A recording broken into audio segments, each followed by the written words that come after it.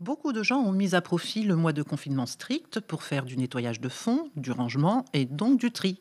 Si vous vous demandez encore ce que vous allez bien pouvoir faire de votre surplus, ne cherchez plus, la solution est devant vous. Bonsoir Catherine Glanois. Bonsoir. Vous êtes la présidente de la toute jeune association La Ressourcerie de Nouméa qui propose quoi? Réponse en images.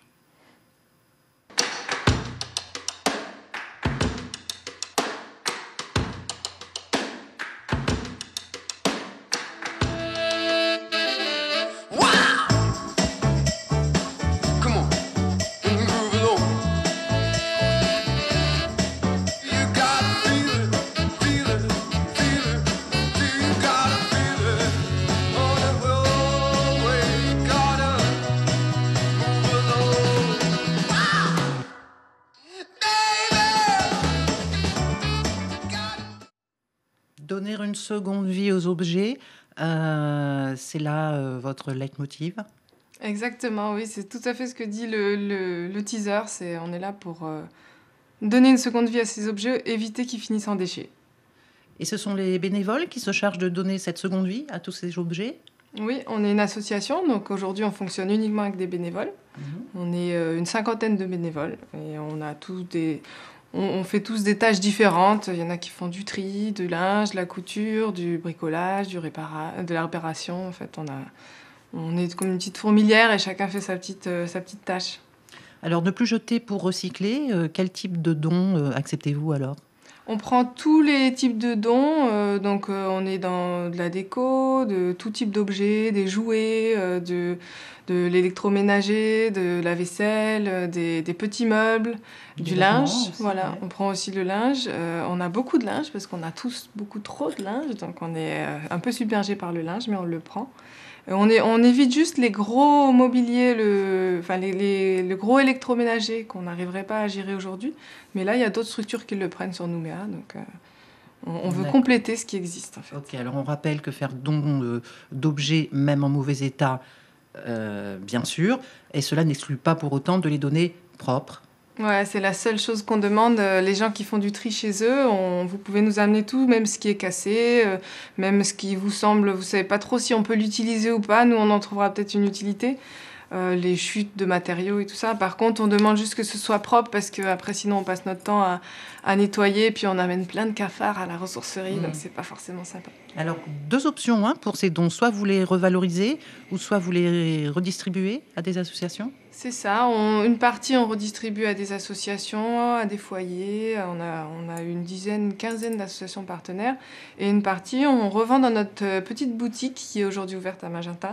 Donc, on revend à petit prix. Alors, c'est ça. Votre boutique située autour de Magenta, que l'on doit se rendre pour découvrir votre travail de revalorisation. Le succès a été tout de suite au rendez-vous? Ah oui, tout de suite. Quand on a ouvert à Magenta, c'est vrai qu'assez vite, avec le bouche à oreille, on est au pied des tours de Magenta, on est assez visible pour les habitants des tours. Et assez vite, on a été repérés, et on a été super bien accueillis. Et donc, on a tout le temps, à chaque fois qu'on ouvre, on a des mamans du quartier, des gens du quartier qui sont là. Parfois, même pas forcément pour acheter, mais même aussi pour discuter. Bon, on a mis un canapé devant. En plus, pour nous, la ressourcerie, c'est pas qu'une boutique, c'est aussi un lieu de convivialité, de lien social, quoi. Et oui.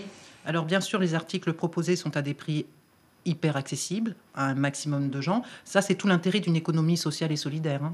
Oui, parce que le but, c'est surtout pas de stocker, d'avoir des choses qui pourrissent. Donc, on veut que ça circule. Donc, on met le prix le plus bas pour que ça circule déjà, pour qu'on stocke pas. Et aussi pour que ce soit accessible à toutes les personnes qui, aujourd'hui, n'ont pas les moyens d'acheter quelque chose dans des magasins à des prix trop élevés. Alors, 18 mois à peine, et la ressourcerie de Nouméa a déjà tout d'une grande, puisque vous avez investi de nouveaux locaux. Oui, on a eu l'opportunité d'avoir des nouveaux locaux en centre-ville de Nouméa. Alors, c'est temporaire pour l'instant, c'est pour 1 an, donc on verra après si on peut avoir d'autres locaux ou pérenniser cette installation. Mais donc, on passe de Magenta au centre-ville de Nouméa. On est en pleine transition, là. Donc aujourd'hui, on a la boutique qui est encore ouverte à Magenta.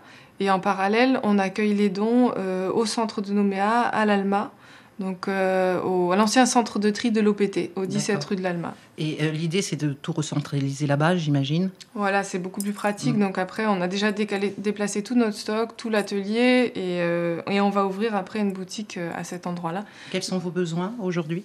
Aujourd'hui, alors très concrètement, pour la boutique à court terme, on a besoin, on va dire, d'étagères, de mobilier, de tables et de chaises. Donc si on a des entreprises qui déstockent, on prend tout ce qui est étagère surtout. On a des gros besoins par rapport à ça. Et après, à côté de ça, pour du plus long terme, on a toujours besoin d'aide financière. Donc on va lancer des démarches pour avoir du mécénat et de bénévoles. Beaucoup de bénévoles. Oui. Donc toutes les personnes qui veulent nous aider, même si c'est pour donner qu'1 heure de leur temps de temps en temps, il ne faut pas hésiter à venir, qu'on soit bricoleur ou pas. Et après, on aura besoin de personnes qui utilisent la boutique, qui font des dons et qui viennent acheter, parce qu'il faut qu'on écoule ce linge. Merci beaucoup, Catherine Glanois. Merci pour ce beau projet de société qui place l'humain au centre de la démarche solidaire et du développement durable. On vous souhaite une pleine réussite pour la suite. Merci beaucoup.